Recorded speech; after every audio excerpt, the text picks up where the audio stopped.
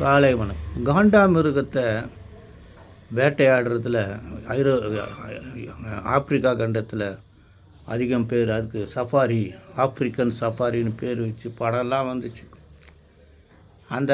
அதனுடைய அந்த கொம்பு அதுக்கு ஆசைப்பட்டு, அது தோலாக ஆசைப்பட்டு வேட்டையாடப்பட்டு, இதனால் என்ன ஆச்சுன்னா 1995 இந்த காண்டாமிருகங்களின் எண்ணிக்கை 2500 தான் ஆச்சு. அதுக்கப்புறம் அந்த பாதுகாவலர்களெல்லாம் முயற்சி பண்ணி 2018 அதை 2018 5600 இன்க்ரீஸ் பண்ணியிருக்காங்க. இதெல்லாம் இப்போ பாதுகாக்கப்பட்ட விலங்கியல் பூங்காக்களிலும்